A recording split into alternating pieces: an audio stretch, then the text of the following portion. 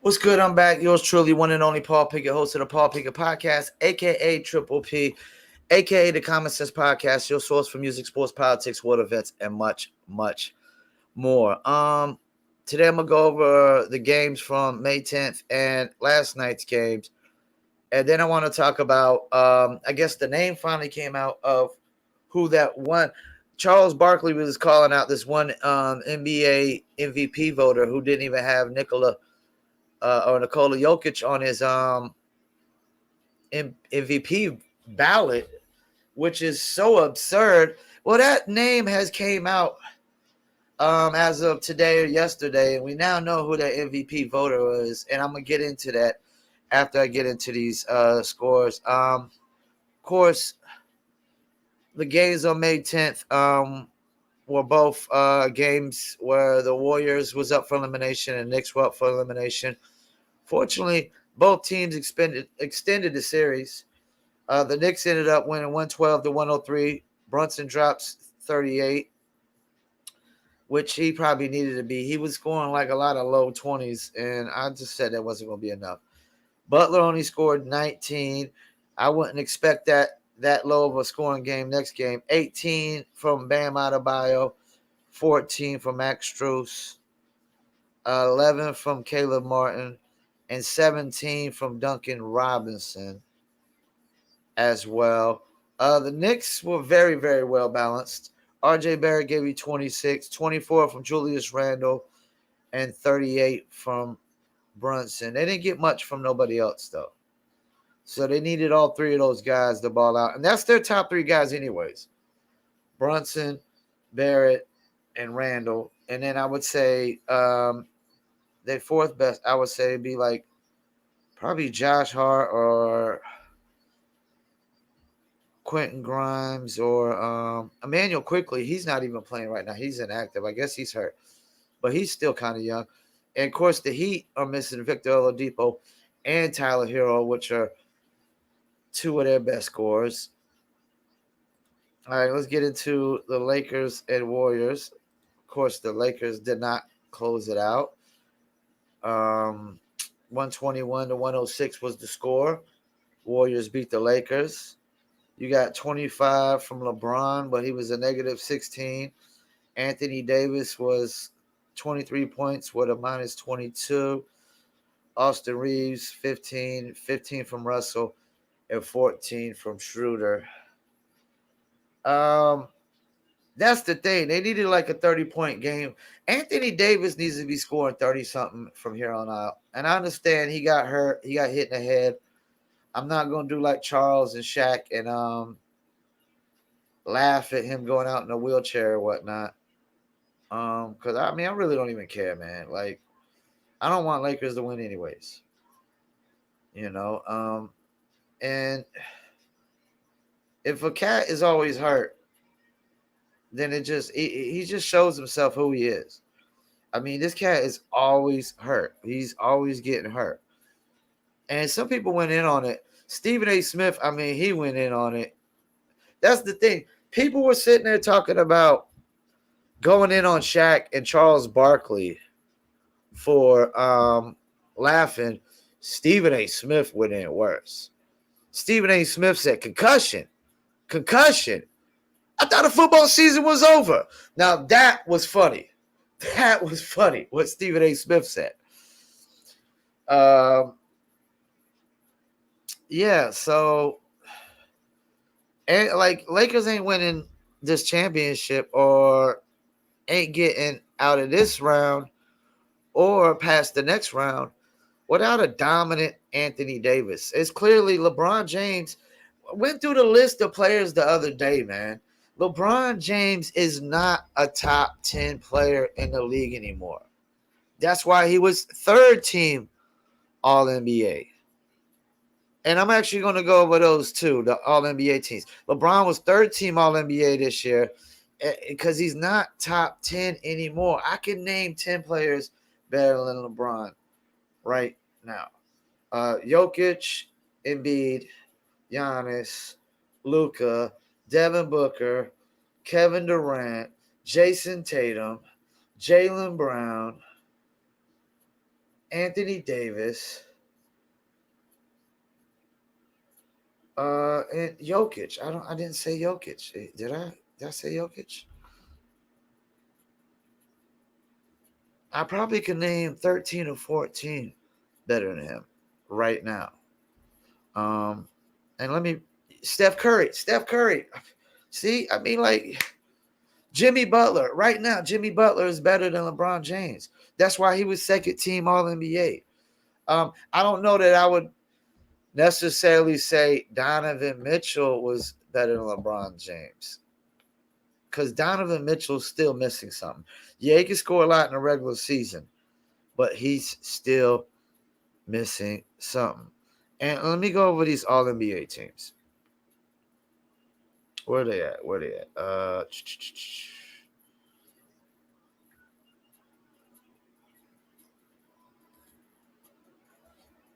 Um, here's all NBA teams. All right, so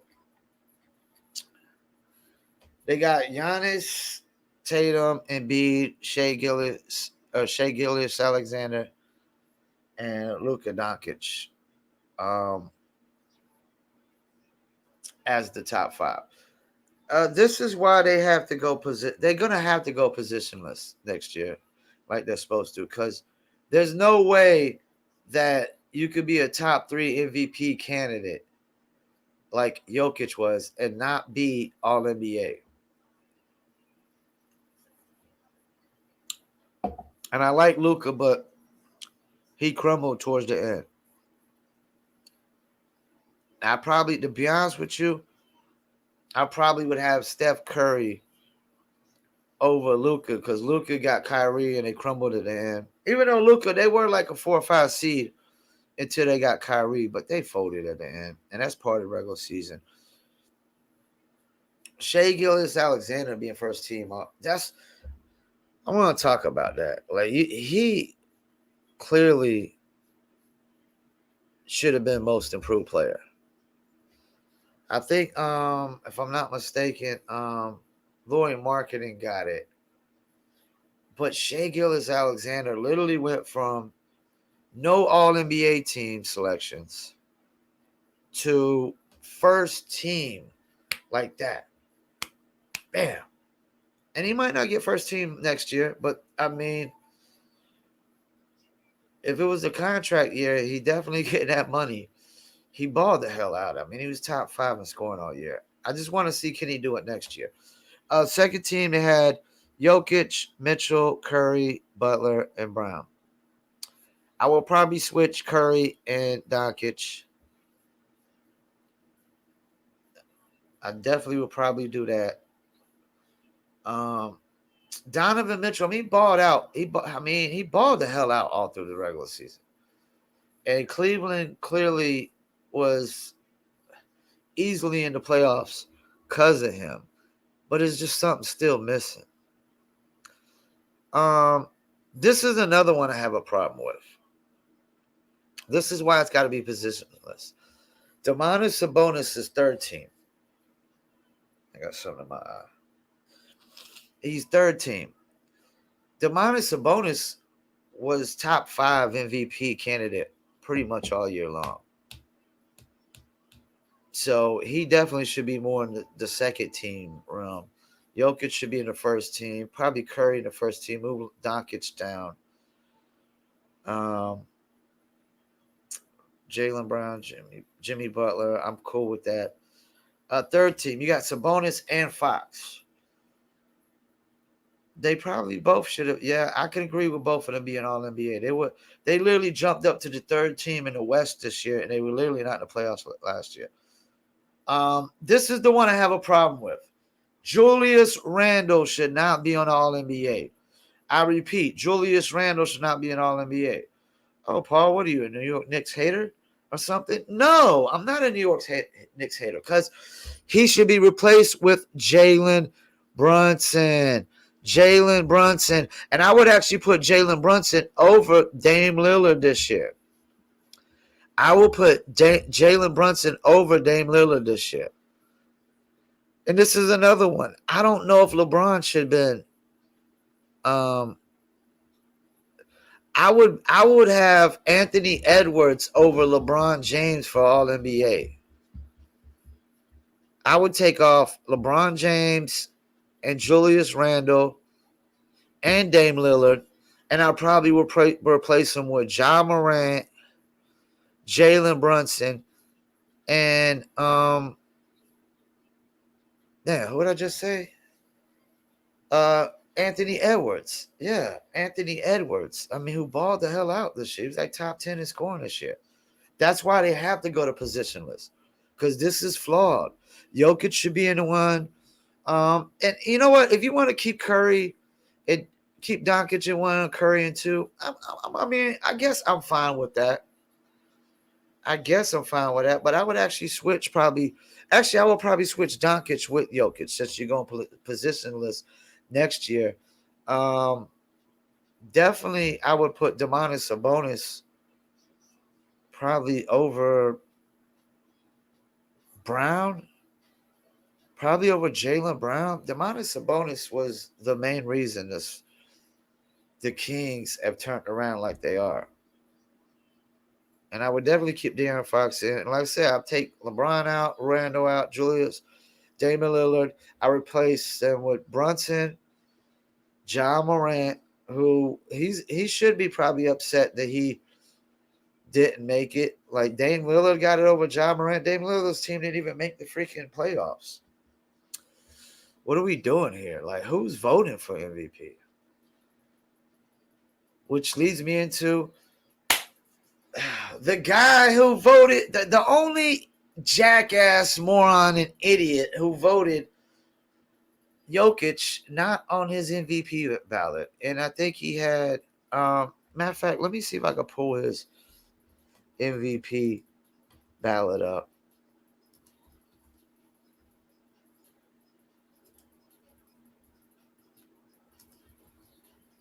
Let me see if I can pull his ballot up.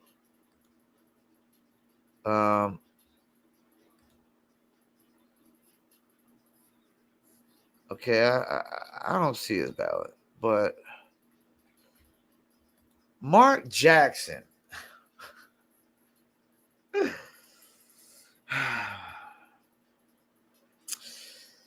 If you're wondering why the Warriors moved on from him, I remember when people were like so pissed off that Mark Jackson got fired and replaced with Steve Kerr. And what were they saying about Steve Kerr? He has no coaching experience. Well, either did Mark Jackson before he started coaching. It's funny to me when people be like, yo, Steve Nash had no coaching experience. Well, either did my man coach for Dallas Mavericks. I can't even think of his name right now. Jason Kidd. Did Jason Kidd have coaching experience before he started coaching the Milwaukee Bucks? You know how much coaching experience he had before he started coaching the Milwaukee Bucks? Zero. Everybody has zero experience before they get experience. It's like college kids who think they got experience. Like college kids have no real experience. Because while you were going to college, I was just doing the job, getting experience. There's no experience like experience. So Mark Jackson, if you wonder why he got fired from the Warriors, this is why. Now you know it. Because I asked myself one or two questions and I'm not going to hold back on this one. Because the first question I asked myself when Mark Jackson not voting Jokic in his MVP ballot, especially based on the false narrative that Kendrick Perkins put out there that all the MVP voters most of them were white, so they were racist. First thing I questioned was this voter racist? I didn't even know who the voter was. Or I questioned, were they under the pressure of trying not to be called a racist? Because if they voted for Jokic, they were afraid that people would say that Kendrick Perkins' narrative was true when there's only been 4 white NBA players to get MVP vote to win the MVP in my 44-year lifetime, and 3 of them were European-based players. So it's only been one white American NBA player to get to win an MVP in my lifetime, and it was Larry Bird. Yeah, he won 3 straight. So you would think if the MVP voters would, if they were really trying to be biased towards just white players, they would actually try to pick a American player as well. Because I could tell you right now, Americans are biased towards Americans. How do I know that? How do I know that? I promote music for a living. And one thing I have totally noticed is the American market, the U.S. market, is biased towards international artists. They'll allow some in, but not all. Not so many, just a few. And yeah, more international artists are starting to pop more in the American market now. But I remember the time when, like, for example, I interviewed T.C. Tompkins, who broke Sade in the American market. Nobody know how to do it because that's the thing. It's like 90s hip hop artists get more love and support overseas than they do in America right now, because America is into this not hip hop culture no more. It's rap culture. It's this BS rap culture. Shoot 'em up, bang bang, I pop pills, shoot drugs. That's not really international culture. There's so much big differences of our culture. Like Americans don't really like. It's like even Black Americans don't really. They'll clown Africans. They clown Africans. They'll say they're African American, but then they'll clown actual real Africans in America. I've seen this. Like they'll put them down and clown them like they're corny and stuff like that, because African culture and American culture are 2 different things. There's a culture difference. It's not, like Denzel said, it's not about race, it's about culture. So I know for a fact that Americans are biased towards Americans when it comes to international. So if the voters were really going to be biased, you would think they would try to find a white American born NBA player to be biased towards. And in fact, there's only been 4 in my lifetime. The rest of them have been Black Americans or international Black players like Giannis or Embiid or Akeem Olajuwon. The whole narrative is horseshit. So first thing I think is this voter is either pressured under not wanting to be called a racist or he's a racist. Now that I know Mark Jackson is the voter, first thing I assumed was Mark Jackson's racist. And then people were like, well, Paul, Mark Jackson is a Christian. He's a Christian. Oh, there isn't a bunch of hypocritical Christians. There ain't a shit ton of Christians that are only Christians on Sunday, and on Monday through Saturday, they're non-Christians. They're not that's the thing about Christianity. And Islam too, because Islam is just as hypocritical, because you got the jihads and the terrorists that are clearly not real Islamics, real Muslims. They're fake. They're using it to bend things to their will and to their narrative. Same thing with these radical Christians. They just take a lot of. That's the thing. Everybody interprets the Bible to their own interpretation, to their own leisure, to their own narrative. Everybody doesn't have the same interpretation of things. And that's the thing. When we create words in society and they have definitions, we have to interpret all those words the same. If not, then those definitions are meaningless. And that's what's going on in society anyways now. They're trying to put multiple definitions on things. So I asked myself one or two questions. Is Mark Jackson an idiot or is he a racist? He's one of the two. He's either a complete idiot or he's a racist. Because I asked myself, okay, Mark Jackson is a sports commentator. He's a sports commentator. What is the job of a sports commentator? To watch sports and commentate. I question, does Mark Jackson even watch basketball? Does he even watch basketball? Now I see why Mark Jackson was fired from the Warriors. Mark Jackson was not the guy. Mark Jackson was not the guy to get them over the hump, because Mark Jackson apparently doesn't even know he doesn't even know what the top three basketball players in NBA are. If you're gonna sit there and Shai Gilgeous-Alexander, and that's another international player. He's from Canada. Look at it. Hold on, let's go back to this. Four of the five guys in the MVP of the All-NBA are international players. Giannis Antetokounmpo.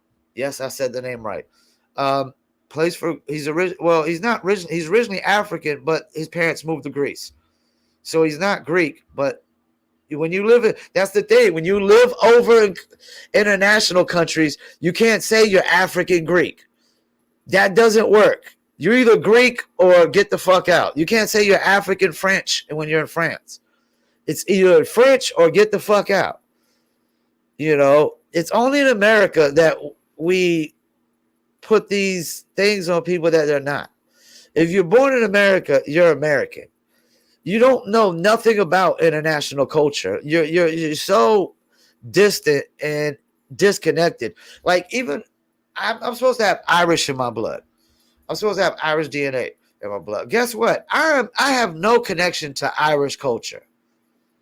I have no connection to Irish culture. So I'm not going to sit here and like, I'm Irish American. I used to say I was Irish, English, Scottish, Dutch. But no, I'm not, I'm American. So Joel Embiid, African. There's two Africans born players on the All-NBA right now. Shai Gilgeous-Alexander, Canadian. Luka Doncic, Slovenian. Then you get to the second team. Okay, one international. I would argue that there should be four international players regardless. Even if you take Jokic and Doncic out, that's still four.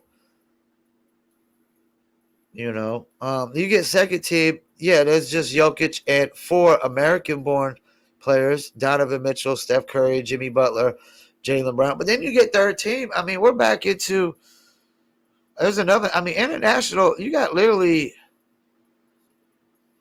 just as 1, 2, 3, 4, 5, 6. 6 of the 15 are international. 9 are American. I mean, international players are catching up. Why is that? Because American players only care about shooting threes. They only care about shooting threes. They don't care about building skill sets, you know, real basketball skill sets, playing real pick and roll, give and goes, you know, pick and pops. They don't care about mid-range game anymore. Like, that's why I do like the Phoenix Suns, because Phoenix Suns don't just shoot threes. They shoot a lot of mid-range as well, because they understand that mid-range is still a higher percentage shot than a three. People have made it where a three is a better shot, supposedly, because you get more points. But, you know, that's only because, you know, that's the thing. Like, when somebody revolutionizes the game and changes the game, everybody feels like they got to do that thing that person does. But this is the problem. Everybody can't do what a person that revolutionizes the game does. Because if they could, they would be the one revolutionizing the game, not the person who did it. You know, it's like when 50 Cent was like the first cat to be making $50,000 a week off of mixtapes. And Eminem signs him off mixtapes. Everybody thinks they can blow up off of mixtapes now. But guess what? Nobody blows up off of mixtapes like 50 Cent did. Nobody's able to do what 50 Cent was able to do. Because this is the thing. The devil is in the details. In all the details. Well, even Mark Jackson did say, now, he said the Warriors were the greatest shooting backcourt ever. Now, he was right about that. He was right about that. But he was apparently wrong about a lot of other things. Because if he was, or he still have his job. And I'm sorry, but instantly, as soon as Steve Kerr took over, championship, 4 straight finals, back in the finals again last year. And if the Warriors if they come back and win this series, Steve Kerr has probably got to be the best coach in the NBA. The very best coach. And guess how much coaching experience he had before we started coaching the Warriors? 0, none. Because I guess it's not enough to play for a great team, play with the greatest player of all time in Michael Jordan, play with probably the greatest rebounder and probably the greatest defensive player of all time in Dennis Rodman. At coaches of all time in Phil Jackson and other probably at least another top 5 greatest coaches of all time, probably Greg Popovich. It's not enough. That's not enough that you play for 2 of the greatest coaches of all time. Play point guard next to the greatest shooting guard of all time, Michael Jordan, who literally has more respect for you than anybody because you pushed him and then he punched you and you went back at him. Steve Kerr is afraid of no man, including Michael Jordan. Played with Dennis Rodman, Scottie Pippen. It's not enough that you play for a team that goes to 3 straight championships. Oh, that can't be enough for you to be a great coach. That can't be enough. I mean, and another thing that kills Kendrick Perkins' argument and all these other people with these coaching experience. Who was a player coach for the Boston Celtics? Bill Russell. Duh. If y'all know y'all's history, Bill Russell was a player coach. So it's not enough that a player can coach who had no experience as a coach. Because that's the thing. Like playing could be enough experience to coach. Like let me name some players that I think would be clearly good coaches or great coaches. One of these cats never even won a championship, but Chris Paul would make a great coach. Literally out the gate. He's already a coach.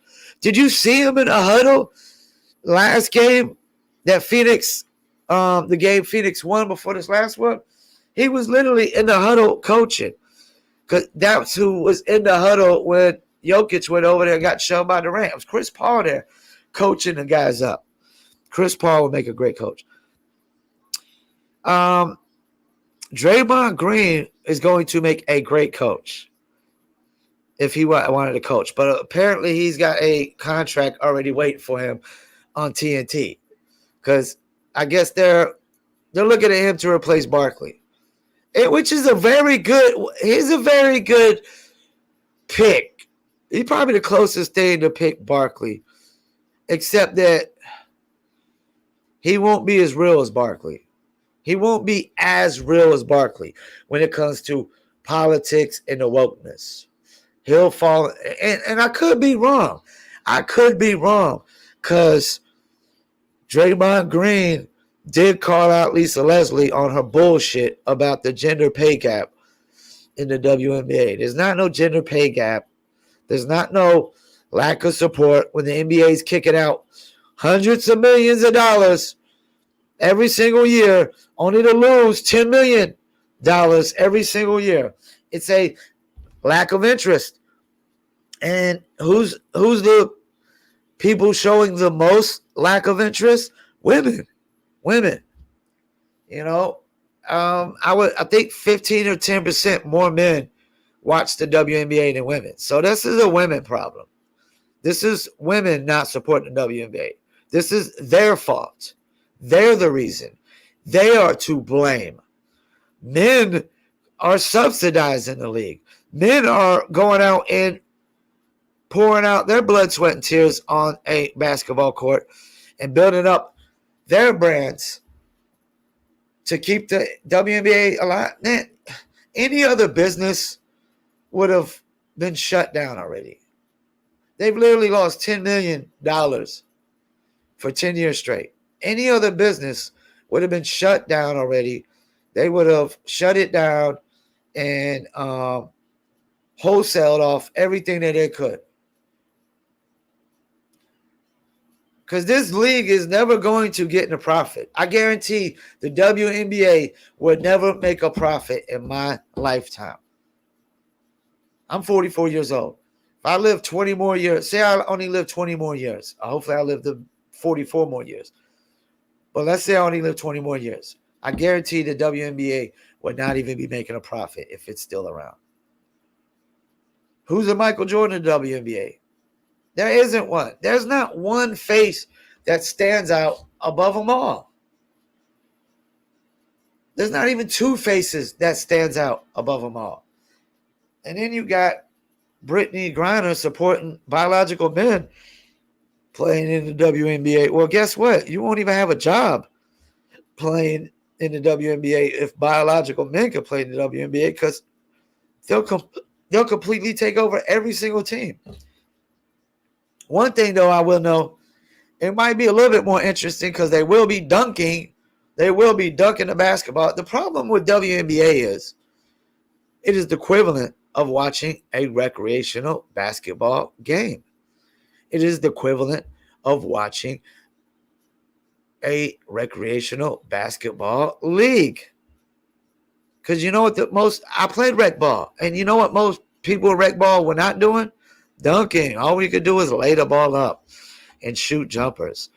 That's what the WNBA is. It's the equivalent of a rec ball league. So, yeah. And you know what? Before I go, I want to go over the Suns. What do I think the Suns should do in the offseason?